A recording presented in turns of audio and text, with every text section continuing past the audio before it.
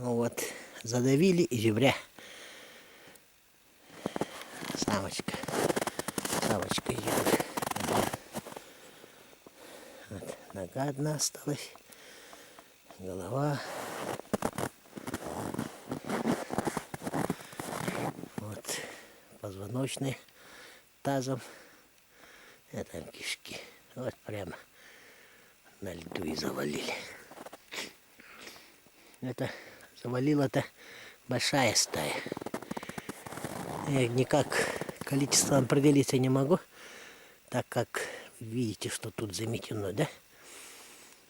Вот после них подходил одиночка, волк-одиночка. Вот оттуда 2 раза выходил. Вот туда вот заход и выход туда. Туда 2 раза выходил. И сюда тоже заскакивал.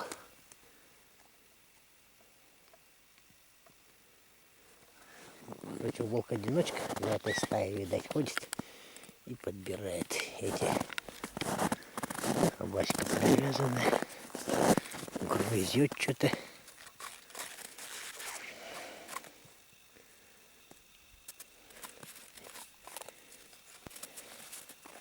Не подцепишь какую-нибудь болезнь, а?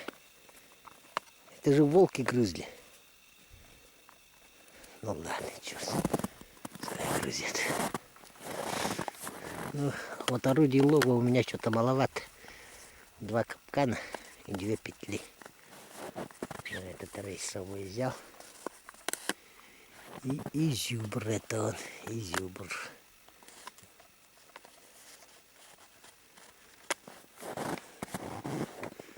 Стая была большая. Так, ну ладно. Я не знаю, вот тут вот, здесь на спуске, куда вот этот волк одиночка заскакивал, туда капкан поставил. Вот там, на спуске, прямо вот в этой области. Так. И туда, наверное, кустам петлю повесим. И почему-то я хочу там тоже, вот это, где заход и выход, там тоже хочу капкан поставить, потому что там вот как заходил, туда же обратно и выходил, и по следам выходил. Снегу там мало. А вот тут кусты, направление прихода, может потом уже следует прийти. А тут вот рядом с этими ставить, я не знаю, как ее тут надо, капканов минимум 20, если не 100. Да и ворона тут пролетает, ворон то есть пролетает. Может это попасть и прочее. Так и сделаем. Ладно, начинаем. Ну, вот мои капканы. Я их специально так завернул, чтобы они не перепутались с другими орудиями лова, которыми в это время года пользуюсь. Ну, на соболя ставлю, чтобы с ними не перепутались. Это перепутывается-то, нитки рвутся, ну, которые на сторожок-то. И вот так вот я их завернул.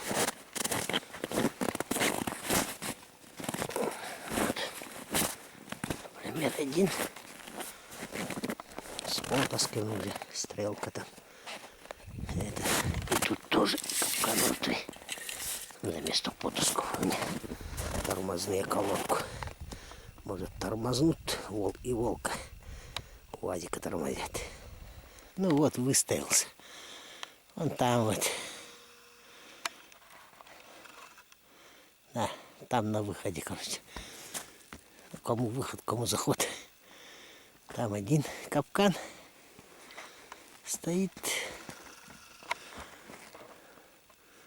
Вот там, короче, вот здесь ельники не получилось. Туда чуть подальше прошел, метров 30, поставил петлю.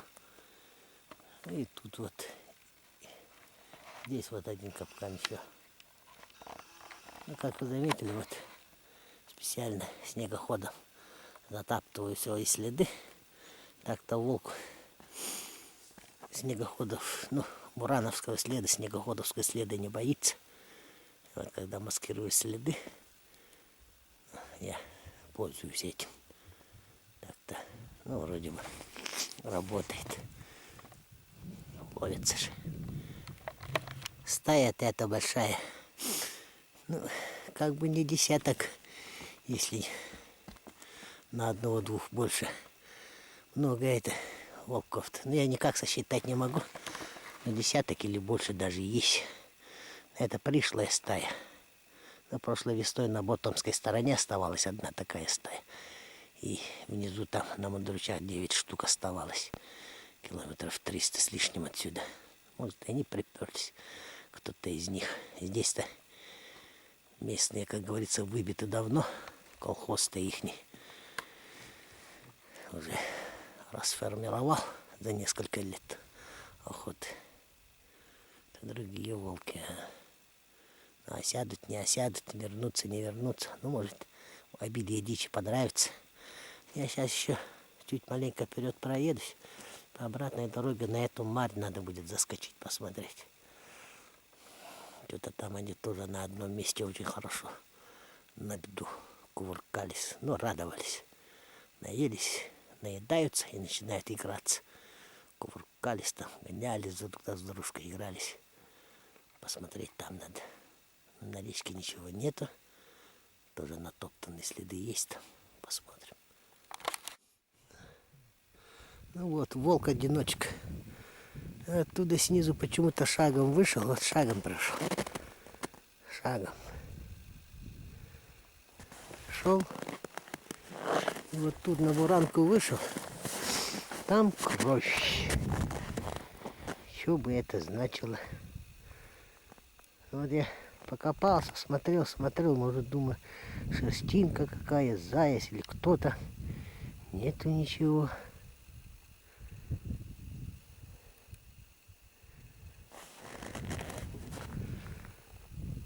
Кровь, что-то до хрена крови.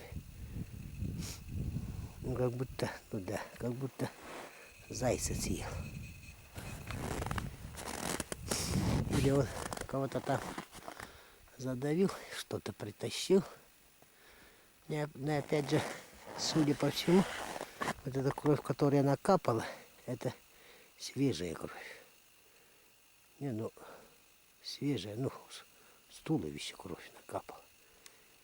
Хоть бы шерстинка, что-нибудь такое осталось бы. Понял бы, что это заяц. Так-то вот место, откуда он вышел, вот это вот ключик. И на дне кусты над ключиком. Вот это вот самые такие эти места. Заячьи. Не знаю, попробовать проследить, откуда он вышел. Что там может быть у него. Может, зайца точно поймал, вынес. Или там что-то валяется. Или в какую-то беду вода попал этот волк. Но я так-то, в принципе, они стаи-то должны не любить этих одиноких-то. Они же по их следам ходят, их добычу воруют. Может, ему дали хорошенько. Порвали, может. Хрен его знает. Вот. Вот это. Здесь большая стая проходила. Ну, раньше, за неделю до этого волка, наверное, этот волк тоже дней 5-6 назад проходил. Он по их следам туда прошел и обратно вернулся. Он по их вот тропе натоптанной шел, что-то пытался свернуть в сторону. 2 раза выходил на берег. Думал, кого поймал там или что. Может, думаю, это есть задранок есть. И ни хрена нет. Просто этот лед проваливался, обратно выходил и шел по их следам туда же, следом. Видать, по дороге, может, зайца поймал. И обратно по этим же следам вернулся. И вышел на буранку, съел. Скорее всего, так. Ну, не мог же он. Там, конечно, лед проваливается кое-как прошел. Там метров 500 прошел по ихнему следу. Обратно пришел. Ни хрена. Ни задоранка, ничего. А туда вверх проходил. Ишь, какие завалы-то. Я лучше следующим рейсом Сюда петлю поставлю. Это у меня вчера выставился. Орудия лова кончились. Вот под этой деревом, то, что проходили. Вот. Это смысл в том, что когда большая стая проходит, по их следам все равно там волки-одиночки, парочки ходят. Ну, и выгнанные из стаи особи видать. Вот они по их следам и шарятся в надежде поживиться чем-нибудь. И даже когда большая стая такая один раз проходит, можно по их следам выставлять. Ну, особенно на таких вот удобных переходах можно выставлять. Так вот давящий капкан нового образца. Соболь попался. И минут 10 назад проезжал, но думаю, по обратной дороге сдохнет, наверное. Нет, он еще бьется. Вот. Эта катка, вот она стояла. Ага. Вот когда я проезжал, он здесь валялся. Вот сейчас вот, до туда ушел. Вот гуманный капкан, так называемый. Мы его за шею схватили.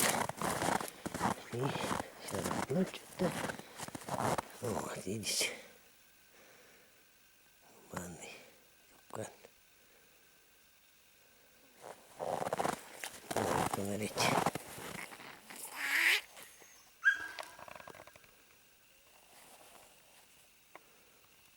Волк уже мучается.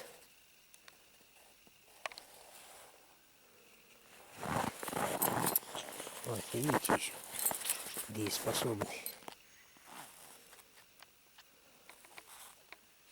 Ну вот, наша контрольная точка. Вот. Избежка. А вот соболь приходила. Подходил. И ни на тот капкан не обратил внимания. Ни туда, ни это. И не туда. Ему не надо ничего. Он вот так вот по буранке мимо и прошел. Метре-полуметре от капканов. Так вот. Это к чему? Это к тому, что когда соболь идет, он на любой капкан пойдет. А вот если не идет, да хоть ты заставься, да хоть ты там всяко разно там винтообразно хитрожопо сделай, соболя не поймаешь на капкан, на приманку. Вот в этом проблема. И в этом дело нет какая проблема. В этом дело. А соболь, когда идет, вот этот капкан может на полметра снегом засыпать. Он из-под снега почует приманку, докопается до приманки. И капкан вот разрядить и попадется на нее. И сюда заскочит, когда он жрать захочет, когда капкан ему нужен. И туда полезет через это железо. Так что вот я о чем, к чему я это все говорю, что это ловля соболя капканами, короче, да? Это не зависит от мастерства охотника или чего-то. Это должна быть очень хорошая приманка.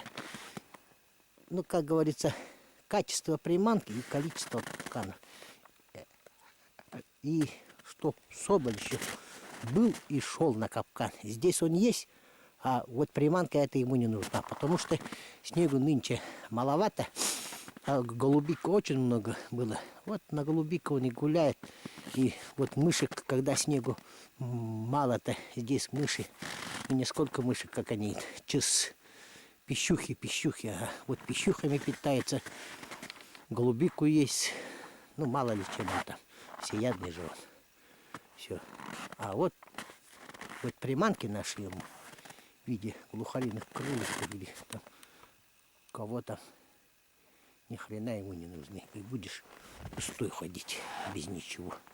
Так что вот эта контрольная точка еще доказывает и то, что охота на соболя вот капканами на приманку это не сколько охота, сколько работы. Труд. Ну, тяжелый, конечно. Труд. Надо жить в тайге, дороги бить. рубить, пятый, десятый. От мастерства тут мало зависит. Тут главное, чтобы капкан, чтобы соболь на капкан шел. Ну, чтобы соболь был голодный, ему жрать хотелось.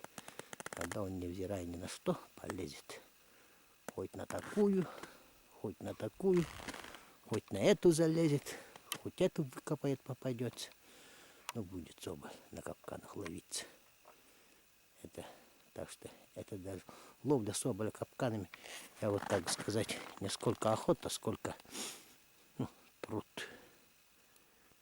производства, как говорится. Вот так вот. Ну, не зря у англичан есть такое, это вот в английском слове, ну, насколько я знаю этот английский, 20-30 слов, как говорится, знаю, но вот охотник это означает, ну, хантер. А вот ловля капканами, вот такой вот промысел, да, называется, ну кто этим называется, зовут траппер. Траппер. Ну, это я еще поэтому, ну, помню, как он, кожаный чулок, Натаниэль Бампо. Вот. Чингочку большой зимой. Вот. Ну, с тех романов я помню. Почему один охотник, думал, это траппер. Траппер. Ну, ловля капкана это. Траппер, трапперство, не знаю.